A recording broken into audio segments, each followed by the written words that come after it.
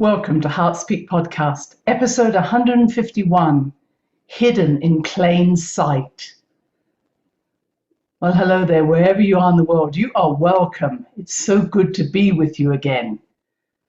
I hope you enjoyed flying high in your untethered balloon. I wonder what it was that you decided you no longer need to be held by. What did you release from your basket so you could go higher and experience the vision, the freedom that is ours to be had? And you may be going through an awful lot more, because this week I've been feeling it. I've been feeling my sleep has been all over the place. I've been almost lying awake at night and then feeling sleepy in the day. I've been having dreams that have been fairly vivid, as well as some that I just knew I was getting rid of old energy, which often happens in our dreams. I felt it's really important to be close to the earth. And at the end of this podcast, I will do a short meditation to remind us to root and to go deep into the earth. So important now. I found I needed to go swimming more, be in water more, just to bring my energy out of my head and into my body. To go walking and really be sensitive to the land that I'm walking on. Is that been happening for you? I know a number of people are actually feeling changes in their body, pains, aches, odd things happening to their body, maybe not so odd. People who are having injuries or problems where, like me, I banged one of my toes, and that's really brought me down to earth with a bang, because now I'm having to take care that this poor toe doesn't get hit again. So lots of things are happening to make us focus, keep us attentive to the here and now. And there is a lot happening that I think really says to us it's important to be observant and present. So it's like being able to be that eagle with the overview, but also be very present. Make sense? And I think this is going along with why I chose the title of this podcast, because there's a lot going on that is hidden and it's in plain sight. It's as if there is so much happening where we are being shown one thing which is really an illusion while we didn't notice something else. And it reminded me, you may have played this game, and I couldn't really remember the gist of the game itself. But what would happen, I remember playing it at school, at university, and then later on, where something was happening on the table. And I can't remember if it was a card game. Some of you might be able to tell me what it was, or it was adding up numbers. And everybody was focused on that card game. Where are the cards? What's happening? What's moving around on the table? But when the person who was doing the trick, because it was a trick, said, so what's the number? The number was actually how many fingers were being rested on the table. Do you remember that? And so you'd actually be focusing so much on the cards or whatever it was that he or she was doing that you wouldn't notice that they were just leaning on the table with some fingers. And whatever number of fingers were on the table was the number that they were waiting for you to say. And so that reminded me of that game and how easy it was to lose focus. And then it reminded me also, and I will add the link to this video, I'm going to give away the secret, but a video that was there 11 years ago, I saw that it was created, millions of people have looked at it, and it shows two teams of basketball players, and they're just moving the ball between themselves. One group is dressed in black, one group is dressed in white. And the question is, and it's all done in about 2 minutes, how many passes take place between those who are dressed in white? And so what happens is you focus so much on those people dressed in white. 1, 2, 3, 4. Okay, I'm really getting this. Oh, look how good I am at this. And I think the answer at the end is 15. And then the question is, did you notice the person who was dressed as a gorilla who walked across the playing area? And I will put my hand up to say, I didn't notice that gorilla. because I was so intent in wanting to get it right, get the answer right, be the one who had the answer, that I missed what was actually hidden in plain sight.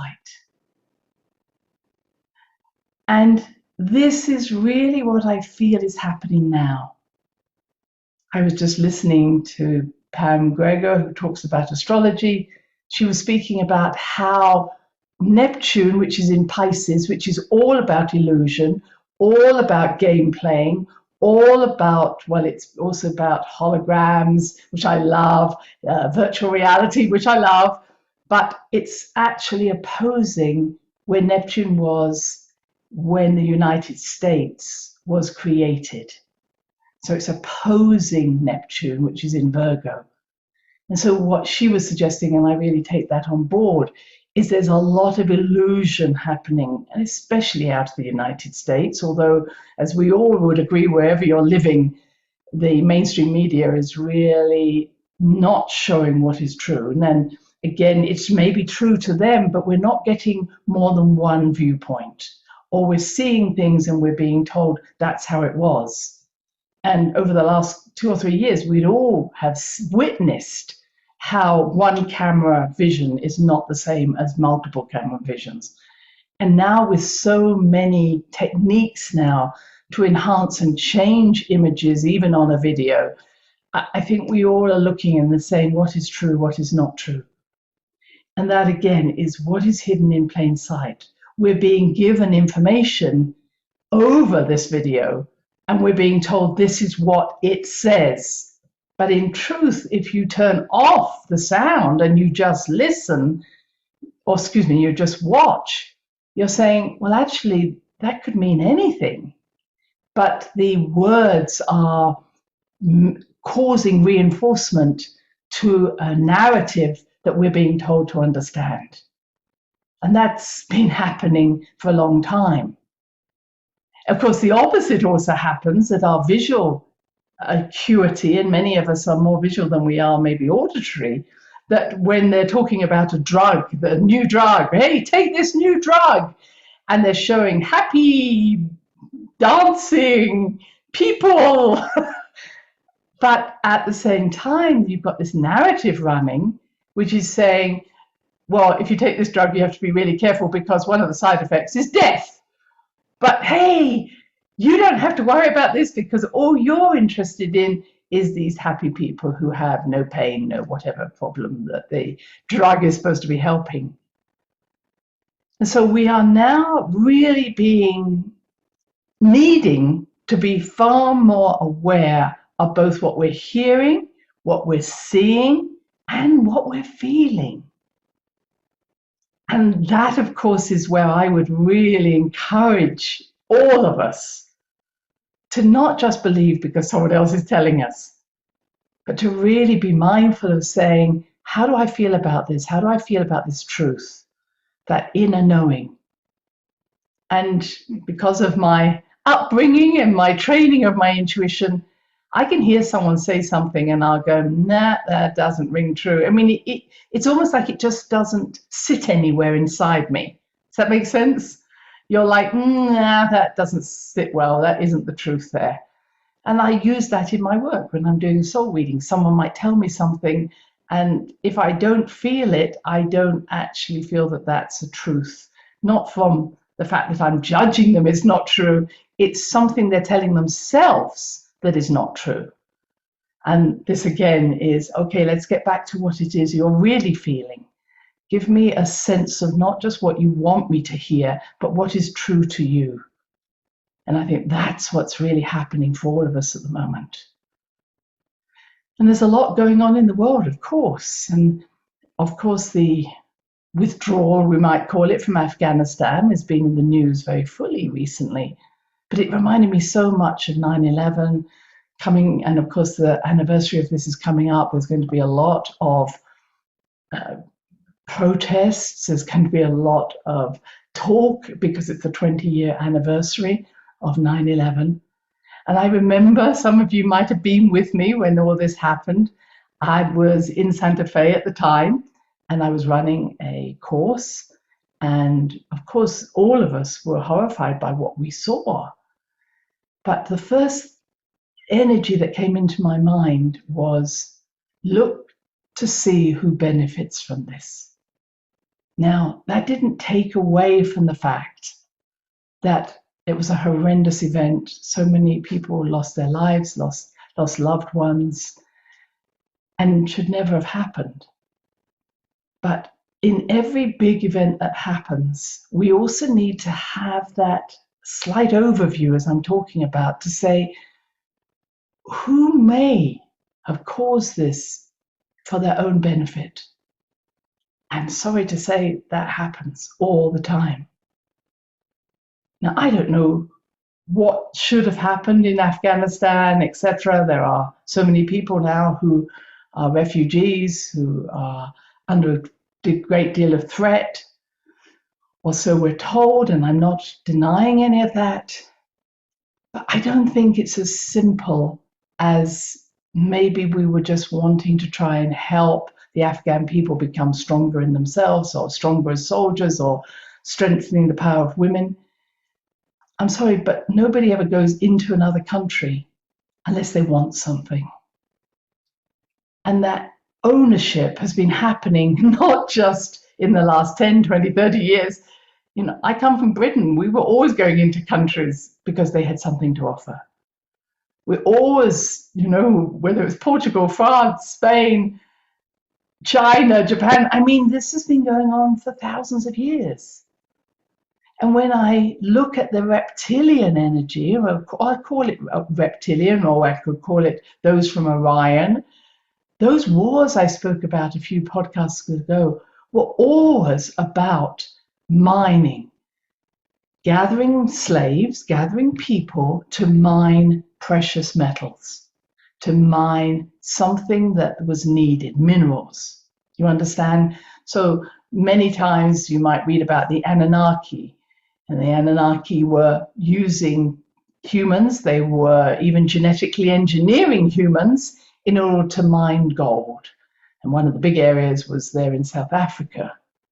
Now, I'm telling you those stories, you don't have to agree with me on those, but I have to say nothing's changed.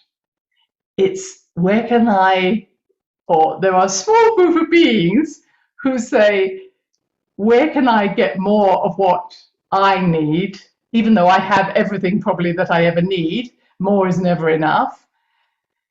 And it's usually about something that's precious from the earth or precious from us. So the very thing that may be happening as well is taking our energy, taking our blood, because it fuels something that cannot be achieved without taking from someone else. I think you understand what I'm saying. And I'm fascinated, if I want to say it that way, is why did these Anunnaki need the gold? And you could say, well, they needed it for their planet or their solar system or the galaxy or whatever, or they needed it for their bodies. That may all well be true. But the fact of the matter, we're still in this place of how do I acquire something that does not belong to me? We've been taking it from the indigenous people again for a long, long time. How do I acquire the land that has these precious minerals in it, and then I can become wealthy? And the real people who have suffered the greatest are the indigenous people. These people have had their land taken away, their lives taken away, their respect taken away. We need to go back and say, this never belonged to us, and we need to give you back your land. But that being said, I was looking up what is it about Afghanistan, and of course it's rich in minerals again. Oh, what a surprise. Copper, I remember copper particularly, but one of the things it's very rich in is lithium. And what is lithium used for? Oh, electric cars, batteries, and this is going to be on the forefront of our energy use over the next 20, 30 years. So here we are. Maybe the reason that when so many countries have gone into Afghanistan, and they have, has been for the minerals. And maybe now what's happening is not just oil or an oil pipeline, but maybe it's the lithium. All this being said is there's always an agenda, and that agenda is hidden in plain sight. But we don't see it because we're shown pictures that show suffering and fear and terrorism, so that we may go into our own emotional fear. What if that happened to me? Or, oh my goodness, I feel so sorry for those people. We don't notice what else is happening. And this has been going on for a very long time. You know, you want to look at the countries that have been invaded. There are countries that were never invaded because they never had anything to offer. Other countries do. And they've stripped those countries. They stripped the wealth of those countries. And it reminds me, just to complete on that, is that way back in Lemurian times, do you remember we have Atlantis, Lemuria, maybe other times before that? And I'm just talking maybe 100,000 years ago. There was a time when we didn't need to possess a mineral such as gold or silver or lithium, if it was that, or copper. We literally could engage with those minerals in those mountains or in those rocks and be enriched by them by having a relationship with them. And I sense that that's where we're going back to, that sense of connection. And the book that I may have spoken about, the Gem Essence book by Jura Das, he speaks about how what happened was that once the Atlanteans came in, they were less connected to their light body, their etheric body. Therefore, they didn't understand that they needed to open themselves up in a very special way through actually letting go of their identity as human beings and merge once again with nature to be enriched by these minerals. So as they became more separated from nature, they found that the only way they could absorb the gifts of those minerals, those gems, was to own them. And once they did that, it actually degraded the gems. It degraded what they were taking in. Does that make sense? So the fact is that the more we separate ourselves from the natural kingdoms and the fact that we have many minerals inside our body, the more we disconnect from our body, the more we disconnect from the earth, the more we'll need to take into our body to feed it, but it will never feed us at the level that we really need. So I see this wonderful change that's happening with Uranus in Taurus is bringing us back to the earth, revolutionizing our reconnection to the earth. And a lot of the work I'm now doing, my Earth Mysteries work, is really being one with nature, being one with the elementals, being one with the elements. We've done work with that before. Please go back to the podcast on that, because it's really about what is it in me that resonates with the elements, all the minerals, all the trees, all the birds. The more we do that, actually, the less desperate we will be for what we call physical food to feed us. Because there is a transition taking place where the food that we're eating, as I've mentioned before, has less and less life force because it's being grown in a factory, in a laboratory. And we all know that. You can feel food that's actually been in a field recently compared with one that hasn't. So as this shift is taking place, I really encourage you to grow locally, shop locally, use cash, if I'm going to say that. Uranus in Taurus is, don't use your credit card if you can help it. Use cash, pay in exchange, a barter system, whatever you want. But come back to the local, come back to the community, come back to your community banks. If you listen to Del Bigtree talk with the economist, Catherine the economist, she talks about, find your local banks. This is all about community, local awareness. Someone's just given me a lovely bag of homegrown tomatoes and chilies. I live in New Mexico. And that exchange is so important, to have those given to me and I exchange in return. So find ways of really working with economy on a very local level if you can.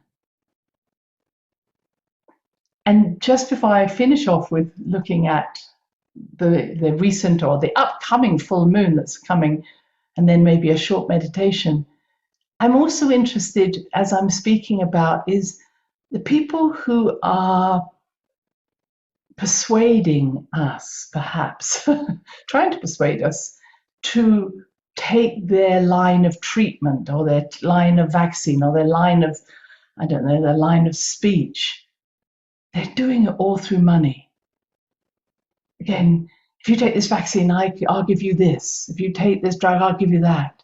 If you do this, then I'll give you that. And if you don't, I'm going to take it away from you. I was just listening or reading about that. Wow, is that the basis on which you run your life? Now you might say, yes, it is, Christine. Please don't take anything from me financial. But it may also be, if you don't do what I say, I'll take away your family, or I'll take away, which of course has happened. I won't let you see your family. I won't let you receive hugs. Again, that barter system that says I can take away from you the very things that are precious to you. A smile, a talk with someone, an ability to have a hug. I can take them away any day and you will not survive. And this is appalling way, because what they're doing is that sense of power over something that's precious to us. But you know, the one thing that they can never take away is our connection to our heart, our connection to each other, connection to the earth.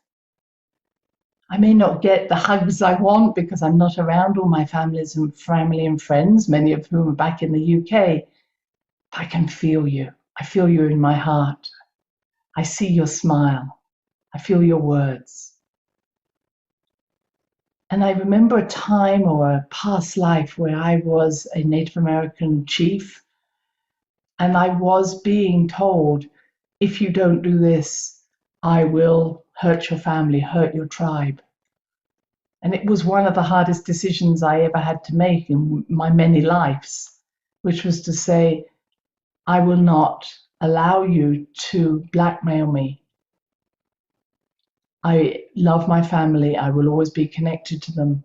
But my relationship with them is not dependent on you. I am free of that. I hold that love in my heart always and forever. And I believe that's true for us all. And so as the hype is increasing around the vaccine, and you must take it, now you must take a second dose, now you must take a booster, all I'm hearing is desperation. All I'm hearing is, we have the power to make you do this. We have the power. And I want you to believe that not just believe, know that nobody has that power.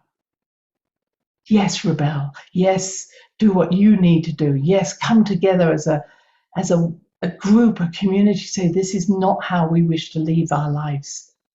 This is not what we want for our children. This is not what we want for our elderly. But at the end of the day, the insistence to do something just shows the weakness, their fear. And when they talk about a Delta variant, let's call it for what it is. It's a vaccinated variant. Doesn't matter if you call it Delta, Alpha, B. It's caused, as Van Bosch talked about, Gordon Van Bosch talked about, if we give a vaccine in the middle of an epidemic, all that happens is the virus will keep mutating to avoid being destroyed. So vaccinating people has caused these mutations to occur, and we can go through the whole Greek or alphabet if we want. At the end of the day, these are vaccinated, created variants. And yes, maybe if I've had the vaccine, I do need to wear a mask and protect, not from other people, because now I'm spreading something. We need natural immunity. The only way to reach herd immunity. So that being said, let's just finally look at what's going on in the next few weeks. In fact, on the 22nd, we have the second of the Aquarian full moons. And we had the first one right at the very beginning, a month ago. And this second one is at 29 degrees. It's right at the very end of Aquarius. And I think, well, my opinion of a 29 degree something, it's showing the extreme of this sign. It's showing both the perhaps the worst of it, but also the best of it. And so here you've got Aquarius, here you've got an Aquarian full moon, which is you've both got the problem of detachment, emotional detachment, as I've mentioned before with Aquarius, not caring about other people, but it's also showing the high connection to the spirit world. Maybe I'm a little biased because of my moon in Aquarius, but for any of us who've got Aquarian energy, we don't need to meditate. We're already connected. What we need to do is to bring heaven down to earth. And so what I say to you with this Aquarian energy, Aquarius is not attached, which is a downside if you're not considering other people. But the good side of Aquarius is actually I cannot be emotionally blackmailed to do something that is not true to my heart. So this full moon, I believe, is freeing us of unhealthy emotional attachments, unhealthy beliefs, and reminding us that we are eternal beings, reminding us that we've been here many times, and sometimes we shouldn't have been here so many times, reminding us that we are star beings. And I think that awakening is happening. People are recognizing, wow, I'm more than this little being that can be emotionally blackmailed. So this is a time for us to come together. Aquarius is very much about self-accountability. I said it over and over again. But this isn't about looking for someone else to serve you or save you. This is not about looking for leaders. Any of us who are now in this place are not looking for leaders outside ourselves. We are becoming the leaders, yes? And we are coming together. Not because there's one leader now is going to lead everybody else. We are all stepping forward as leaders. Following our passion, following our courage, as we spoke about before, because we still have the sun in Leo. The courage to step up in whatever way feels right for you. And as we're doing that, Uranus will turn retrograde. It's been sitting around 14 degrees until the 20th of this month, and then it turns retrograde. So we are seeing, I saw there were 3 volcanoes in Alaska that were erupting. There are huge, very unfortunate earthquakes happening, Haiti and other places. We're going to see more eruptions. Again, it's not because Mother Earth is unhappy with us. She's saying, breaking free, breaking free.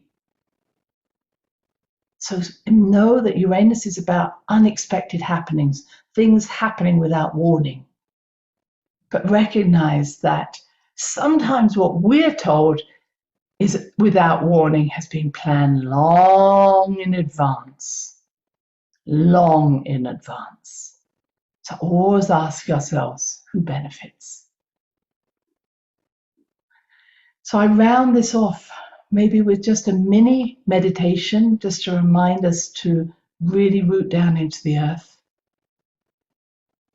Next week, I possibly will talk about aquifers and the water that exists within the earth. I'm learning more and more about that. So today we're going to do the meditation of rooting, but we're going to root into really deep water, which is something like 2 kilometers, 3 miles down. Water that's being made by Mother Earth. And this energy is water and fire. So we develop this sort of, we know there's a heat in Mother Earth as well as a water. And when we bring fire and water together, this is the power of true creation, true regeneration, and most importantly, readjustment and redefinition of who we are and why we're here individually. So if you're ready and able to do this meditation, please, with your feet on the ground for this one, please. Close your eyes. And let's take a short breath in, long out breath. You know how I like to do this. Taking all those thoughts that have been filling your mind, hopefully in the last few minutes as I've been sharing, draw them down through your body into the ground just for the moment. The place of emptiness is the place of power. It's empty but full of potential.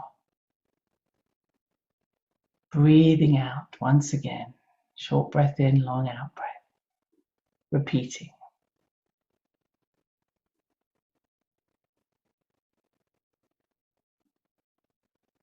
And feeling your feet on the ground.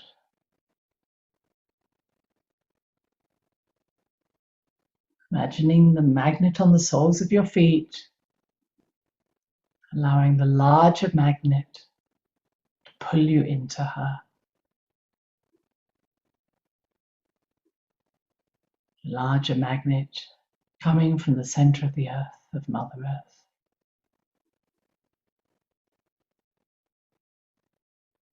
Feel yourself not resisting. It's so nice just to nest into Mother Earth's beautiful soil.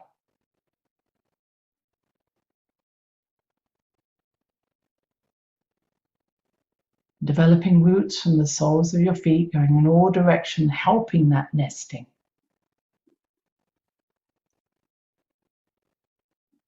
You realize that Mother Earth does actually know what she's doing and where she's going, even though we may not. So when we nest into her, there's a relief. It's always nice to know that you can rely on someone else who knows what they're doing. Nesting into her, like as if you're nesting into the arms of a beautiful, loving mother. Coming home.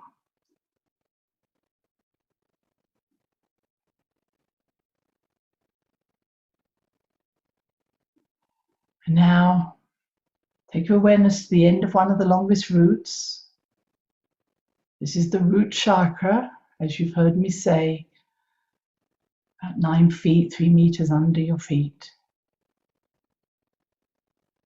It's through this chakra that we make connection to this fire and water.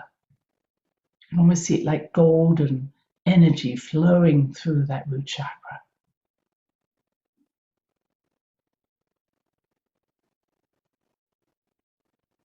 But we can go deeper. Before you head directly for the center of the earth, we're just going to let our roots go down and down. You don't need to know 2 kilometers or 3 miles. Just let your roots seek out water. These aquifers, these deep pools, rivers of water that run within our earth.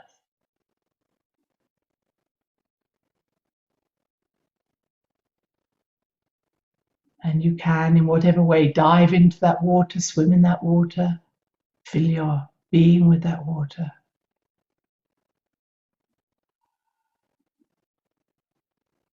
This is the bloodstream of Mother Earth. You may feel the heartbeat passing through the water, rippling through it.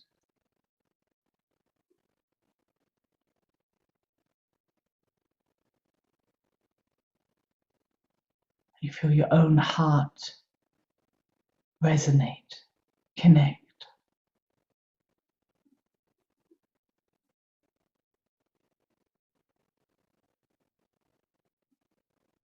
Water is the energy of consciousness. It's the healing energy of women, of your feminine. And it's healing because not only does it dissolve anything away that you no longer need, but it carries the consciousness of your heart. So as you draw this water up along those roots, you're bringing with it the consciousness of Mother Earth, the consciousness of our solar system, of the galaxy beyond. You're connecting heart to heart again. water to water, river to river.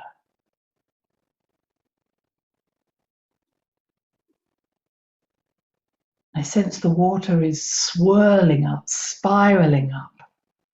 It's not just coming directly as no water does. Let this water spiral up. As it does, you feel maybe a little dizzy because it's making you realize just how your own beingness is not three-dimensional. It's 4, 5, 6-dimensional. As you swirl, this energy swirls up along your legs into your body. It's realigning you to the spiral of life.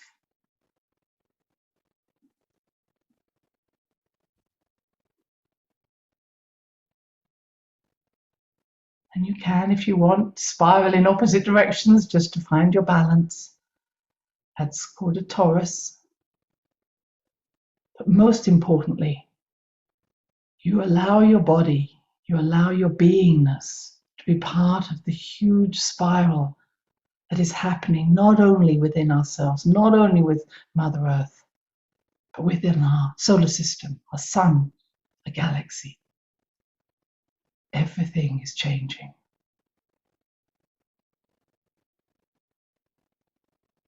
And I want you just to settle back in your heart again. Just feel that these spirals are taking place.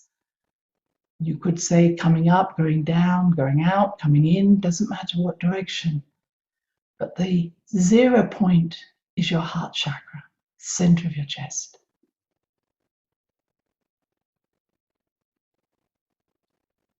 When you're there, you are everything and you're attached to nothing.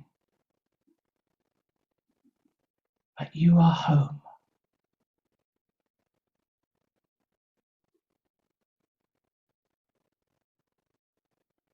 Now to complete, please feel your feet on the ground. Feel your toes, your soles of your feet on the ground.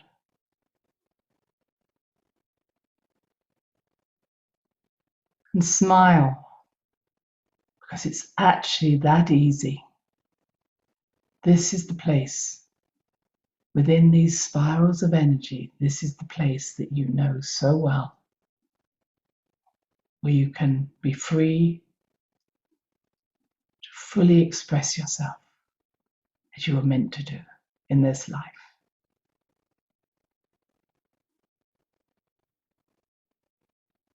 And in your own time, I suggest you bring yourself back to the room where you are. You can stay in this meditation as long as you like. When you're ready to open your eyes, however, I send you much love and blessings. Enjoy the full moon. Until next time. Bye-bye. Thanks for listening to the HeartSpeak podcast with Dr. Christine Page. Please check out all HeartSpeak episodes in the podcast archive section on www.christinepage.com. HeartSpeak is also available on iTunes, Spotify, Google Podcasts, Sticher Radio, and now playing on iHeart Radio. You can also watch the archive podcasts on YouTube. Connect with Christine on Instagram, LinkedIn, and Facebook, including her newest Facebook group, The Great Mother Calling. Do share with family, friends, colleagues. Join us next time for another edition of HeartSpeak.